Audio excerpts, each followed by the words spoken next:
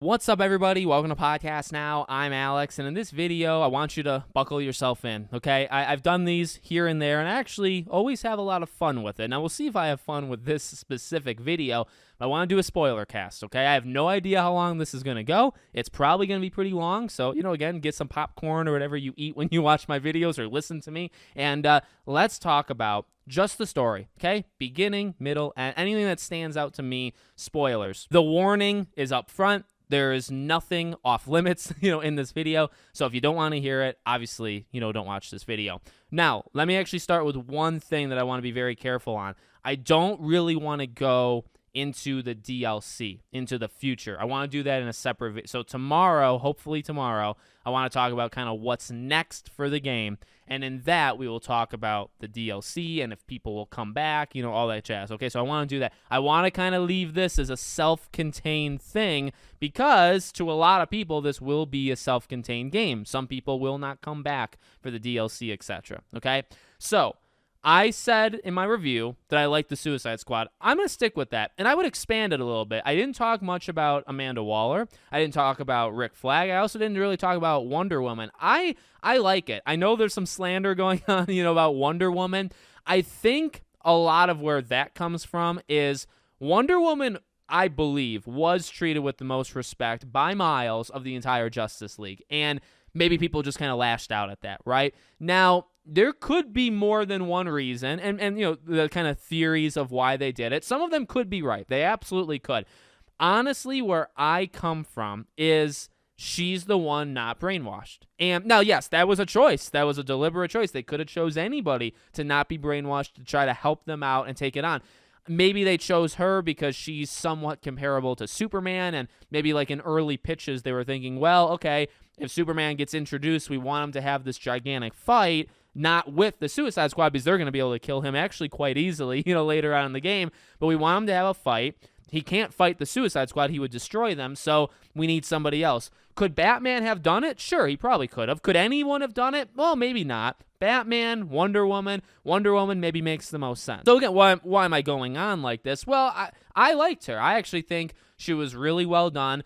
Her death was probably the most emotion or anything I felt. Again, I talked about by the end, killing off these members, the way they did it, just didn't feel like much to me, eventually as they kept doing it. So with Wonder Woman, it was kind of off guard. I didn't know that it was going to happen. And, the way it happens, like her getting blasted, her thinking that she, kills him, and then her getting just destroyed after that, that was probably the most emotion I felt in the game. I think it was overall well done. I do want to stick with that scene just for a second. I said this before, but I got to throw it in again. The faces and actually just the weird silence. It's a good scene, but at the same time, I actually don't like parts of it because they're just like watching, and Amanda's yelling in the background, "Get me to the hall!" Like you just back Task Force X, what the F are you? Just over and over, and it was actually a lot of that was annoying. I was kind of invested in like, okay, Superman versus Wonder Woman, and then I was thinking, hey, could the Suicide Squad literally do anything to try to distract him, say,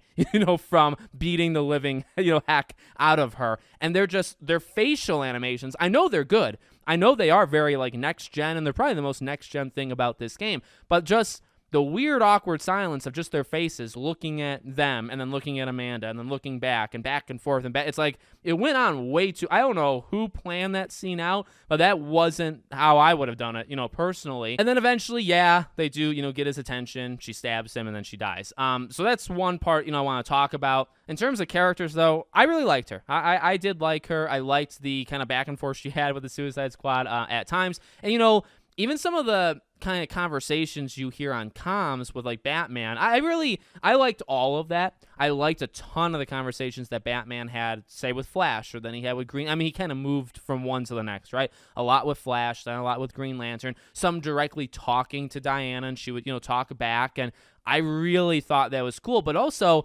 kind of the more under the radar like subplot was like she was getting weaker. right? Like as the game was going on, because she was just nonstop fighting. She was just this like brute force that was trying to help everybody and trying to take off. I imagine that their idea of what was going on is anytime the Justice League weren't attacking you or weren't around you, she was handling them, right? And just kind of having a hard time. So I like that because, you'd hear Batman say, keep whittling her down, right? Like she's getting weaker. Don't stop. Like just attack, attack, attack. That was really cool. I think that was a really cool kind of subplot where maybe because maybe she would have been able to do a better job. Maybe he wouldn't have been able to kill her, Superman. But because at that point she was so worn down, and that's believable. That is really actually maybe the most believable thing in the game, that she was tired, worn down. She's just been fighting nonstop for however long canonically, you're doing maybe like a day of just nonstop fighting. I like that quite a bit. Amanda, I will say this. I didn't like that scene because she just would not shut up. But beyond that, I actually liked her. Like she reminds me of the Amanda Waller like from the movies. And I've said it before, like I don't have vast comic book knowledge, so I assume maybe that's how she's supposed to act. I like the kind of like overconfidence and like she's so in command. And like originally it looks like maybe she misses things but she's always kind of like one step ahead of the squad, even when they're trying to like double cross her or whatever. I just like that she's like so in power and she knows it, and she's just very cocky in that sense. Again, I've liked that in the movies. I like that in this game. I think she's overall a good character, and I like the balance actually, even with like Rick Flag, right? Like there's a good kind of balance there with him, that he's a little bit more understanding, specifically say with like Ivy or something, right? Like I don't know if he would have injected her with a bomb in her neck if he had the choice, but obviously, he's not part of that. So I like that dynamic quite a bit. And it's been said, so let's get into, the minute-by-minute things in the story. It's been said that the game kind of falls apart in the second half, and I actually would say I agree with that. Leading into Flash's fight, and even during Flash's fight and his death, I was okay. Like I was with the story. They're establishing, Task Force X. They're establishing, the link with Waller and that relationship and all. They're establishing the Justice League, falling apart and just being evil, and you get your introduction to Wonder Woman and all that jazz. You get your introduction actually to all of the Justice League except for Superman, right? I was with it. I really was with it. And then, as I said, I expected this. Like, it's in the name, right? It's kill the Justice League. Like, you're going to do it. What I would say, again, like with Flash, the thing that caught me off guard was just how he dies, how he kind of just drops. And I was thinking, oh, that's a little weird. Like, he has this big cut scene before. You fight him, and I kind of was expecting, afterwards there to be something where almost, well, not exactly like how they killed Batman, okay? But I thought their death would be through a cutscene. I guess, and that's something I didn't actually say in the review. That was, I would say, my expectation, okay? That I thought you'd fight them, and then it would end. They'd be really weak.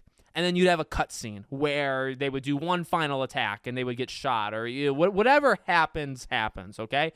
That's what I thought would happen. And what ends up happening in Flash, right, is you shoot him a bunch and he just gets weak and he just drops to the ground. He's dead. And really, okay, like Green Lantern, I guess, is a little bit more like I just described, right? Because he's not fully dead, but, you get shot in the face afterwards, right? But I don't know. That cutscene is also not really what I thought, because, again, not really more to it than him just lying on the ground, almost dead. They finish him off with just one quick shot, in the head. So I kind of wanted a little bit more. I didn't really want them to just drop and then just to be over, really just to be over. So, I said that for Flash, I felt something, right? Because it was like, this is the first time it's happening. You're killing your first Justice League, and you don't know how they're going to handle all of them. And you also don't know how each boss fight is going to end. So it's like, all right, so I feel upset. Like, I didn't want to do that. And honestly, I thought the squad would kind of react. And that's something I said, not to make it too much like even like the movies. I know the movies are split. Well, especially, let's say the first one. But I don't know, like they came to like each other and kind of create like an emotional bond with each other. But I thought that they'd have a little bit more of an emotional kind of breakthrough with the Justice League. And like there's that scene where Wonder Woman is in Batman's, thing, and she's doing the kryptonite on her shield, and she walks, and Shark says like, maybe it's Shark, but it could be more than just one of them saying it, like, how long are you going to pretend, basically, right? Like, your friends we get it. You're trying to save them, but they're too far gone. They're killing everybody. We have to take them down. That is the most, I guess, like sympathetic / like just aware of the situation. You know what I mean? Like they know what she's trying to do. They understand it, but they also are very blunt in that there's no other way around it. We have to do it. I wanted more of that. We got that 1 or 2 times, but I really wanted it throughout the game where it's like, I get it. To them, these guys are their arch nemesis. You know what I mean? Like, do I expect Harley to love Batman? Not necessarily. Do I expect Boomerang to love Flash? No. You know what I mean? So I get it that you wouldn't really have a lot of compassion or sympathy, but I kind of wanted it. Even though I understand that they weren't going to have it, I was hoping that maybe they would see, like, hey, this is the Justice League. Like, look at all the good that they've done, for the world. We can kill them, but we can also be a little, like, understanding of the situation. I don't know. Like, that's kind of what I was hoping to see, and that I did not get that. Like, literally at all, I did not get that. So, going on to Green Lantern, same kind of thing. It was just a repeat of Flash. The issue, I believe, really starts to happen once you do the multiverse thing, come back. It becomes rushed. I mean, rushed has got to be the key word. And the more I think about it, and, I read people's comments yesterday in the review, and, I talked to some friends, on Twitter, or even like text and all that stuff. And, I started to think more and more, my dear God, it just is so fast. From the time that you do the Batman mission, the second Batman mission, right? And you do the fear toxin and, you take him out. And for that to be it, like, if you think about it, now, I didn't hate that fight because while it is still just, like, shoot and aim, and it's actually probably more straightforward than any of the other fights, I don't know, the simplicity of it, I actually didn't mind. It felt a little like, that one maybe felt the most like Borderlands-like, or even like Tiny Tina's Wonderlands. There's definitely boss fights that are exactly the same as that. So I don't know, I kind of just felt a little bit better, but I didn't think that was it. I knew, because, we've seen the trailer, we've seen like the pictures, like you knew Batman was going to do the fear thing, right? So you knew that was coming. But then it's like, well, I don't know is this it? So you pepper him with bullets, the fear thing is over, and he's lying there almost dead. That's it. That's the last, encounter with this guy that you played. And I'm not going to get too far into, that well of, killing our heroes, all that stuff. And you can think, like, that's totally fine, if that's your angle on this. But I will say, for a guy that you did play as for years and years and years, you made 3 games. There's 4 of them in all. It made your studio, all that jazz. For it to be that boss fight, then it ends. He's almost dead. You take him in for questioning. You kind of make fun of him, right? He said, like, I think he does the "I am vengeance, I'm Bat," and then he gets like stabbed with like the needle, and he like screams. So you make a little joke out of it. Then you just transport him to die. And I didn't really know where they were going with that, right? Because they're like, well, we're going to get Superman out into the open. Here's the thing. At some point, they just kind of give up with even trying to save these people. So I guess there really is no way to break Brainiac's control. They take Flash at his word, right? He says you have to kill us in order to stop this. That's the only way. And there is just no effort at all put into maybe there's another way. Wonder Woman doesn't really do it either. She's just fighting just to try to slow him down. She doesn't necessarily have a way to save them, but at least she's doing that. These guys, again, just take them at their word. So I guess where I'm going with this, you attack Batman, you do the the mission, you take out the fear thing, you interrogate him, then you just drive him to his death. You do a little nice escort mission that you've already done 15 times in this game. You put him up on a bench, and then the more I think about that scene, the more I do hate it. I got to be real. I've sat on it, overnight. People have talked to me about it. It really, I do believe, boils down to it being that Batman. If you were not doing it to this one and you were doing it to a different universe as Batman, I know people got mad, with Gotham Knights, right? People got mad with Gotham Knights and how they did it. I would take Gotham Knights over this any day. And I think just as simple as this, it's a different universe. You're not connected to that Batman as much as you would, a Batman that you have been connected to. So when it comes to Kevin, and we're not doing that, right? But when it comes to this Batman, the Batman that we play, I get the dark humor. I get kind of cutting straight to the point. These people are bad guys. And, she pulls out the gun. She does her whole spiel that really he's not all that great and they're kind of better than him, right? She pulls out the gun, shoots him. There's something, I would say, gutsy about that scene. And I respect it to a degree, okay? To a degree, I understand, I guess, what they're going for, but I don't know how they thought that would work. Like, when you're coming up with that, you're coming up with the dialogue, you're coming up with the literal scene of her pulling the gun, shooting it, he falls over, you see him laying on the ground dead. When you make that scene, you have got to know that you are going to upset people. Maybe people are going to follow you, some will follow you through with it, but you have to know that the way you treat him, even though it's coming from the suicide, and that's why I just kind of felt empty. I'm trying to get a little bit more in-depth with it here, but my overall feeling, to be honest, was a lot of nothingness. When she's telling him her whole thing, and then she brings up Joker and all that, I was sitting there not worried for him actually at all. I had lost it by then. Lost it not in an anger, I'm not raging. I'm not pacing back and I didn't break anything, nothing. I was sitting there, and I wasn't on the edge of my seat. I wasn't biting my nails, or I pick my head quite often, which is bad. But I pick my head, when I'm nervous and stuff. Wasn't doing any of that. I was sitting there just being like, all right, well, let's just get this over with, I guess. We know you're going to do it, so just do it.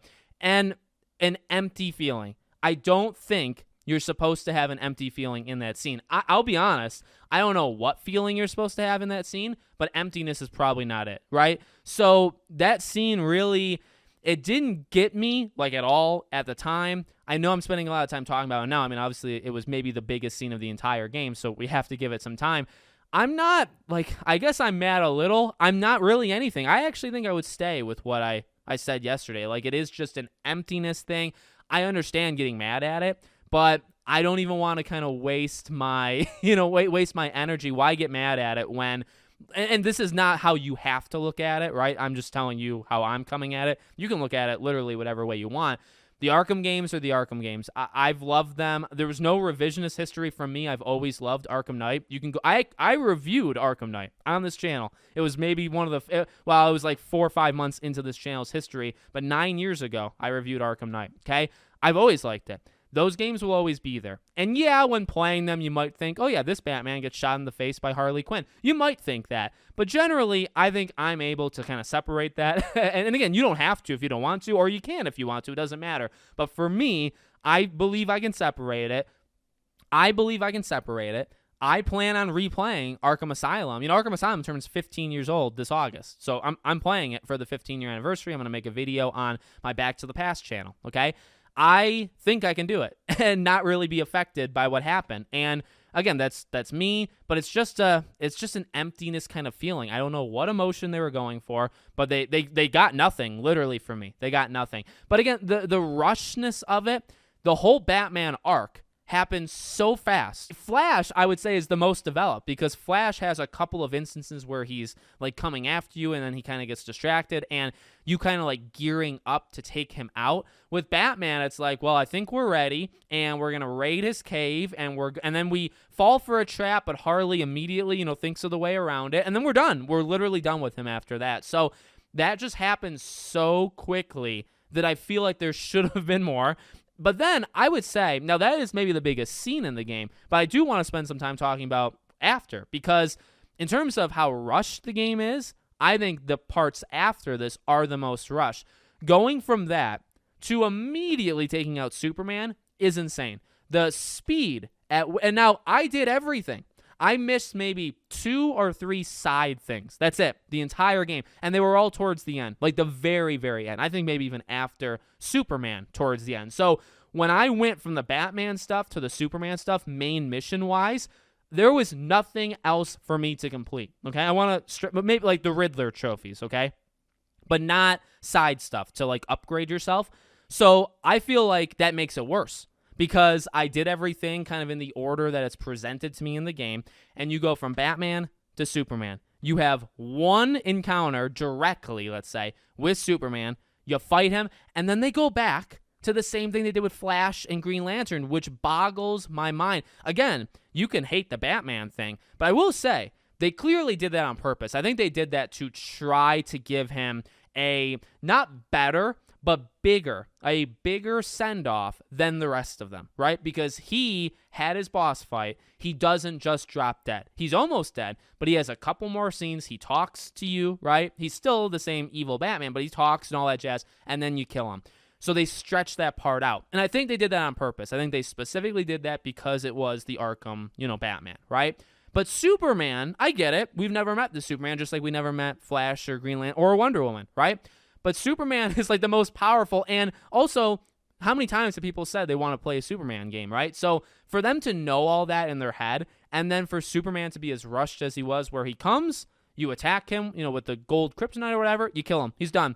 And they do it the same way, like I said, with Flash and Green Lantern, where, in fact, this one's worse. Maybe it's the exact same as Flash, right? Because you kill him, he has an explosion when he's in the sky and he's like grunting and stuff. He falls to the ground, he's dead. There is no cutscene where he's still talking to you. There's no end cutscene where he does something, then you do something and you kill him. None of that. Green Lantern got more after his boss fight than Superman did, which is insane. Absolutely insane. Because after he dies, then they jump to Brainiac immediately. And then Brainiac, okay, yeah, there's a couple more things to do in the world, again, that I skipped versus, what you had to do. That's where I was like, okay, I just want to kind of see this thing through.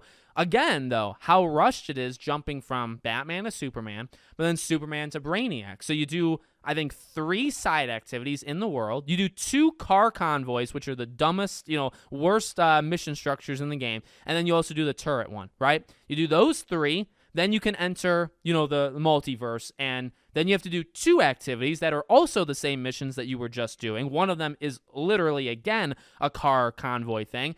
And then you fight Brainiac, who is literally just the Flash, because he, incorporates or, takes the people he captures, right? So, I mean, saying that out loud actually makes me hate it more. Because literally what I just said, 3 side things, 2 of them are car convoys, one of them's the turret.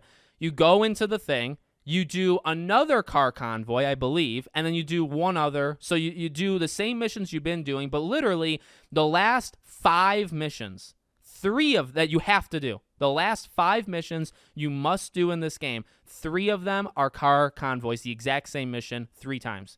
That is a bit, I don't even know how you come to that. Then you fight Brainiac, but instead of fighting Brainiac, you fight the Flash boss fight, again, with 5,000 enemies around. So it's like a steroided version of the original Flash fight. And then it's over. But not just over, but then they tell you that you have to do, 12 more Brainiacs because there's 13. And actually, I think going into it, they do say there's 13 in all. So then you go in, you know that you have to kill 12 more plus this one. You kill him, and then you defeat him, but you also, I guess, kill him. And then you have to do 12 more. That's how the game ends.